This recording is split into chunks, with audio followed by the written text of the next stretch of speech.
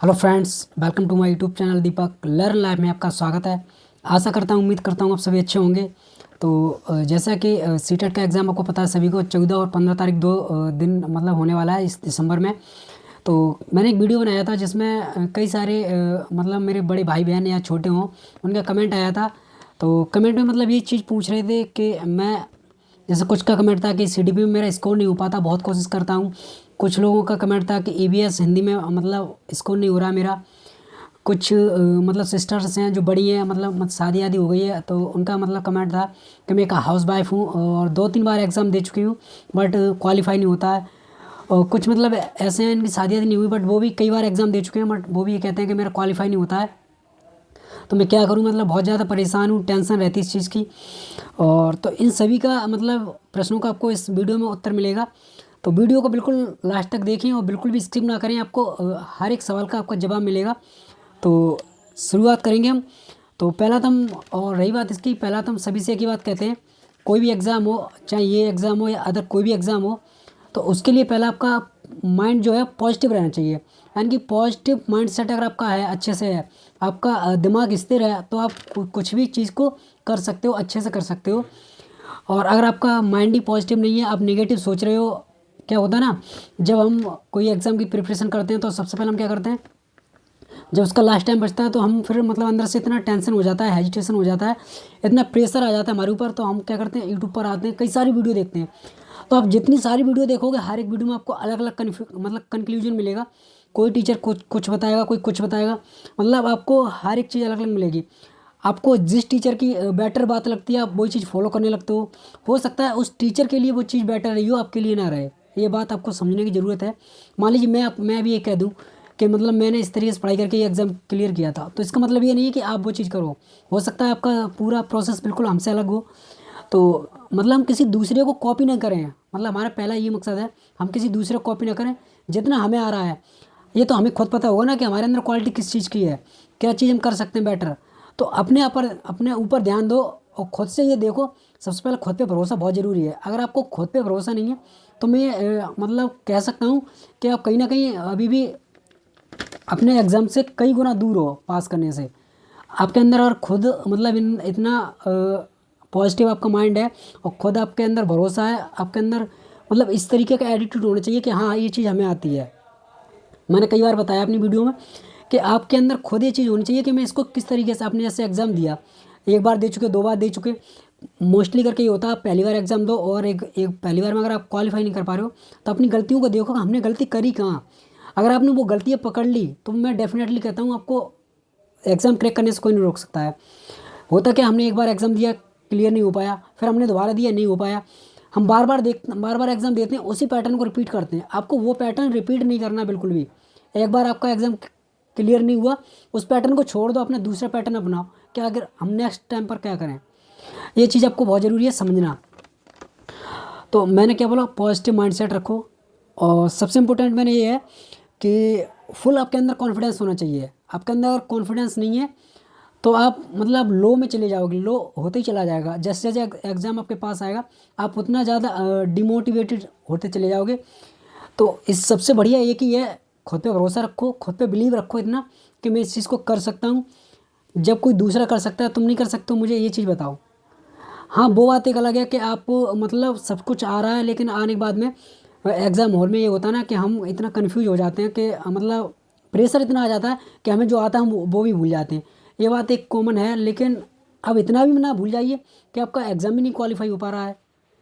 तो इस तरीके से प्रेशर को हैंडल करना आप तभी सीख पाओगे जब आपकी तैयारी अच्छी होगी।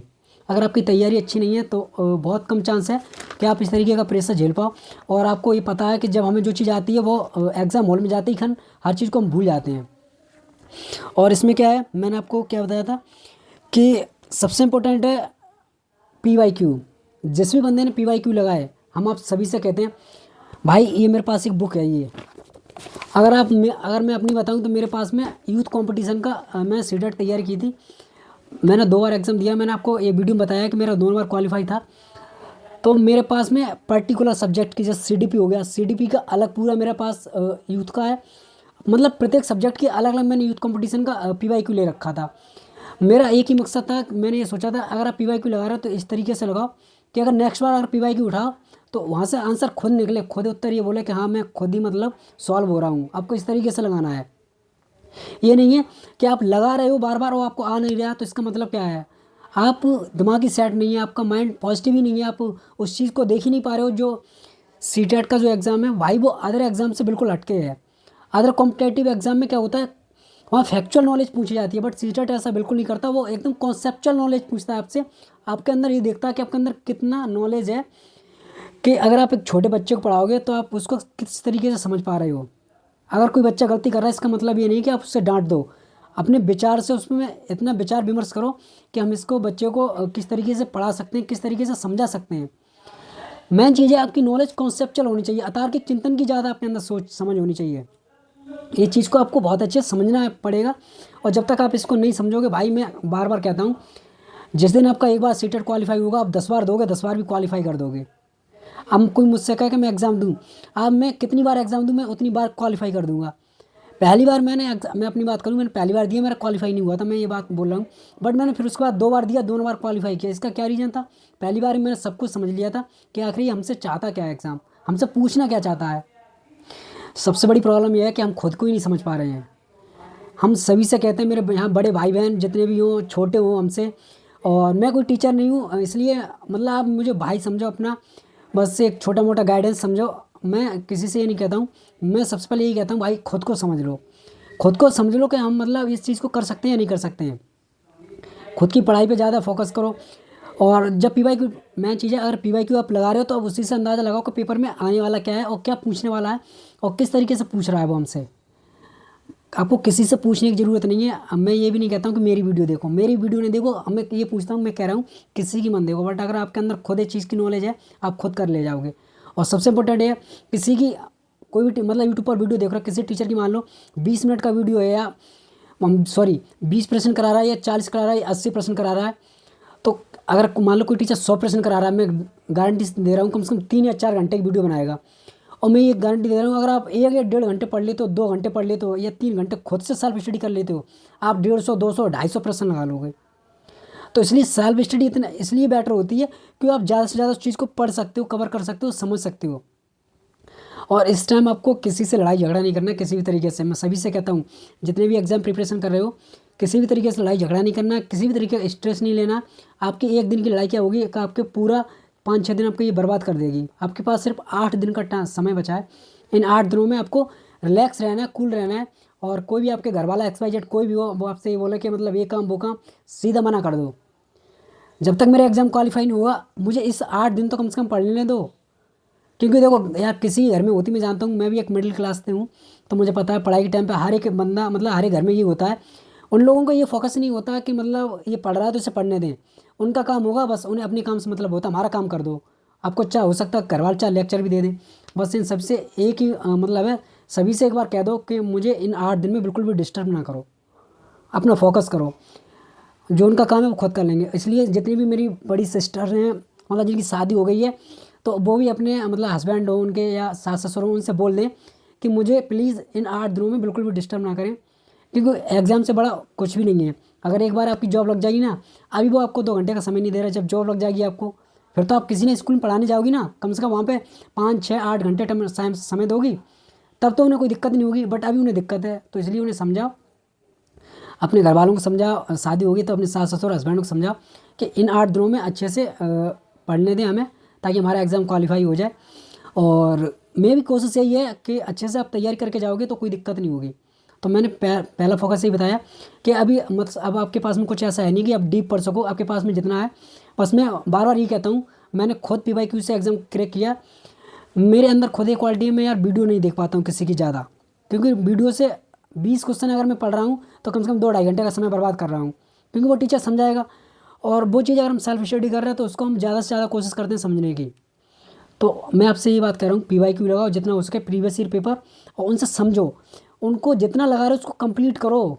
कंप्लीट नहीं कर पा रहे हो तो आपके अंदर पॉजिटिव नहीं रह पाओगे बिल्कुल भी। कंप्लीट करो। उसके बाद में दूसरा पॉइंट है, आप टैग वर्ड्स की वीडियो देखो, नेगेटिव पॉजिटिव टैग वर्ड्स बहुत हेल्पफुल रहते हैं। ये कम से कम 15 से 20 क्वेश्चन ऐसे होते हैं नेगेटिव पॉजिटिव टैग वर्ड से कंप्लीट होते हैं। ये आपकी इतनी हेल्प करते हैं, अगर आपके 100 नंबर आ रहे हैं तो 110 नंबर हो जाएंगे, अगर आपके 80 आ रहे हैं तो आपके 90 नंबर प्लस मतलब हो जाएंगे। ये चीज़ समझने की कोशिश करो। और अगर आपके पास में टाइम है, आप इतना सब कुछ कर लेते हो, करने के बाद में क्या है कि आप मतलब अगर मैराथन वीडियो देखना चाहते हो किसी टीचर्स की जो अच्छा हो, मैराथन वीडियो देखो। उसके साथ में मैराथन वीडियो देखने के साथ साथ में बहुत सारे कैंडिडेट हैं, छात्र हैं, बड़े भाई बहन हैं, मतलब उनकी एक ही प्रॉब्लम है कि टाइम मैनेजमेंट ना हो पाना। टाइम मैनेजमेंट ना हो पाने इसकी सबसे बड़ी वजह है कि आपने अभी तक जो पढ़ा है अच्छे से पढ़ा नहीं है।